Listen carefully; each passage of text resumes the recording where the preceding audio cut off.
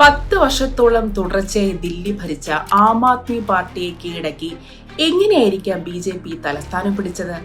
BJP സംബന്ധിച്ചിടത്തോളം ഇതൊരു അപ്രതീക്ഷിത വിജയമായിരുന്നു.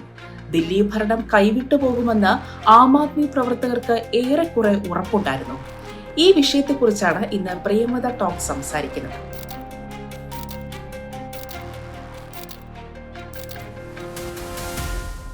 അരവിന്ദ് കെജ്രിവാളിന് ബദലായി ഒരു പ്രാദേശിക നേതാവിനെ BJPക്ക് ഉയർത്തിക്കാണിക്കാൻ സാധിക്കാതെ പോയത് ആം ആദ്മി പാർട്ടിക്ക് വലിയ പ്രതീക്ഷ നൽകിയിരുന്നു. വരനില്ലാത്ത തെരഞ്ഞെടുപ്പ് മാമാങ്കം എന്നായിരുന്നു BJPയുടെ തെരഞ്ഞെടുപ്പ് പ്രചാരണത്തെ ആം ആദ്മി പരിഹസിച്ചത്. എന്നാൽ തെരഞ്ഞെടുപ്പ് ഫലങ്ങൾ എപ്പോഴും സർപ്രൈസുകൾ നൽകിക്കൊണ്ടേയിരിക്കും. ആം ആദ്മിയുടെ ഭരണത്തിൽ ഡൽഹി നിവാസികൾ അക്ഷരാർത്ഥത്തിൽ വീർപ്പുമുട്ടുകയായിരുന്നു. കഴിഞ്ഞ തെരഞ്ഞെടുപ്പിൽ വാഗ്ദാന പെരുമഴ തന്നെ ആം ആദ്മി പേയിച്ചിരുന്നു.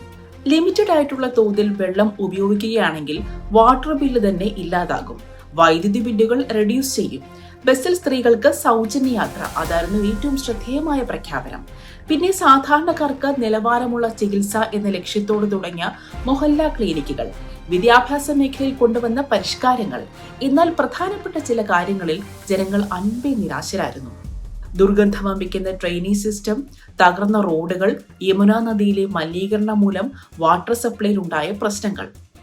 UPയിൽ നിന്നും ബീഹാറിൽ നിന്നും കുടിയേറിയ പൂർവാഞ്ചൽ വിഭാഗക്കാരാണ് ഡൽഹിയിലെ 30% വോട്ടർമാരും. പൂർവാഞ്ചൽ വിഭാഗത്തിന്റെ വിശ്വാസവുമായി ബന്ധപ്പെട്ട് കിടക്കുന്ന യമുന നദി വൃത്തിയാക്കാൻ സാധിക്കാതെ പോയത് കെജ്രിവാളിനും പാർട്ടിക്കും കളങ്കമുണ്ടാക്കി. ഹരിയാനയിലെ BJP സർക്കാർ യമുനയിൽ വിഷം കലർത്തുന്നുവെന്ന കെജ്രിവാളിന്റെ ആരോപണത്തെ ഒരു ഗിമിക്കായാണ് ജനം കണ്ടത്. കേന്ദ്രം ഭരിക്കുന്ന BJP സർക്കാർ കഴിഞ്ഞ 5 വർഷവും മുട്ടൻ പാരകളാണ് ആം ആദ്മിക്കുമേൽ തറച്ചുകൊണ്ടിരുന്നത്. മുഖ്യമന്ത്രിയായിരുന്ന കെജ്രിവാൾ അടക്കം പ്രധാനപ്പെട്ട മന്ത്രിമാരെയെല്ലാം അഴിക്കുള്ളിലാക്കി.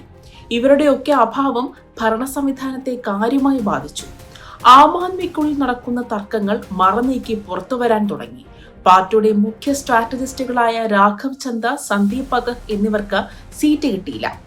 വിജയ് നായർ, ദുർഗേഷ് പഥക്, വൈഭവ് എന്നിവരിലേക്ക് പവർ കേന്ദ്രീകരിക്കുവാൻ തുടങ്ങി. പ്രവർത്തകരുടെ ടാലന്റ് ഐഡന്റിഫൈ ചെയ്ത് പാർട്ടിക്കായി പ്രയോജനപ്പെടുത്തുക, അതായിരുന്നു ആം ആദ്മിയുടെ സ്ട്രെങ്ത്. എന്നാൽ മറ്റു പാർട്ടികളെ പോലെ വിഭാഗീയതയുടെ നീരാളിപ്പിടുത്തം ആം ആദ്മിയെ വലിഞ്ഞു മുറുക്കി. ഇനി BJPയുടെ ചാണക്യതന്ത്രങ്ങളെ കുറിച്ചറിയാം. 2020 ഡൽഹി കലാപത്തെ തുടർന്ന് പോളറൈസ്ഡ് ആയ ക്യാമ്പയിനായിരുന്നു BJP സെറ്റ് ചെയ്തത്. ഡബിൾ എഞ്ചിൻ ഗവൺമെന്റ് എന്ന മുദ്രാവാക്യമായിരുന്നു BJPയുടെ പ്രധാന തന്ത്രം.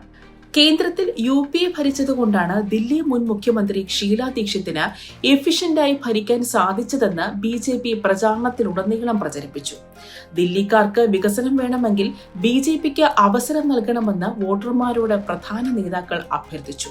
കെജ്രിവാളിന്റെ ക്ലീൻ ഇമേജിന് മങ്ങലുണ്ടാക്കുന്ന പ്രചാരണ തന്ത്രങ്ങളും BJP പടച്ചുവിട്ടു.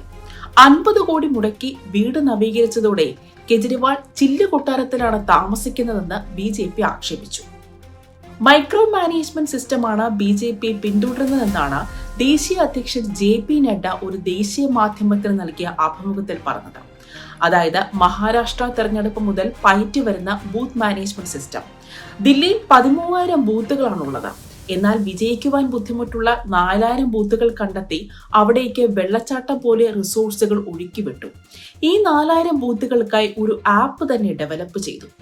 27 വർഷമായി ഭരണത്തിന് പുറത്തായിരുന്നതിനാൽ ദില്ലിയിൽ പ്രവർത്തകർ കുറവായിരുന്നു. അതിനാൽ അന്യ സംസ്ഥാനങ്ങളിൽ നിന്നും പ്രവർത്തകരെ ഇറക്കി 6 മാസത്തോളം ബൂത്തുകൾ കേന്ദ്രീകരിച്ച് പ്രവർത്തിപ്പിച്ചു.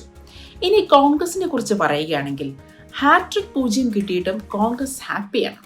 ആം ആദ്മി പരാജയപ്പെട്ടതിൽ BJPയേക്കാൾ സന്തോഷം കോൺഗ്രസിനാണ്.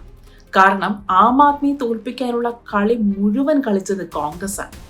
ന്യൂഡൽഹി മണ്ഡലത്തിൽ 4,000 വോട്ടുകൾക്കാണ് കെജ്രിവാൾ പരാജയപ്പെട്ടത്. അവിടെ കോൺഗ്രസ് സ്ഥാനാർത്ഥി സന്ദീപ് ദീക്ഷിത്തിന് 4,568 വോട്ടുകൾ കിട്ടി. ആം ആദ്മി പാർട്ടിയുടെ മനീഷ് സിസോദിയ 675 വോട്ടുകൾക്കാണ് പരാജയപ്പെട്ടത്. കോൺഗ്രസ് സ്ഥാനാർത്ഥി ആവട്ടെ 7,000 വോട്ടുകൾ നേടി. ദില്ലിയിൽ BJPയും കോൺഗ്രസും തമ്മിലുള്ള ബൈപോളാർ പൊളിറ്റിക്സ് ആണ് കോൺഗ്രസിന്റെ സ്വപ്നം. കഴിഞ്ഞ തവണത്തെക്കാൾ 2% വോട്ട് ഷെയർ കൂടിയതിന്റെ ആശ്വാസത്തിലാണ് പാർട്ടി. ഭാവിയിലേക്ക് വേണ്ടി ഇൻവെസ്റ്റ് ചെയ്യണമെന്നാണ് പാർട്ടിയുടെ തന്ത്രം. ഏതായാലും കോൺഗ്രസിന്റെ ശുഭാപ്തി വിശ്വാസം പോലെ തന്നെ കാര്യങ്ങൾ നടക്കട്ടെ. ജയ് ഹിന്ദ്. മറ്റൊരു വിഷയവുമായി വീണ്ടും കാണാം. Bye bye, take care.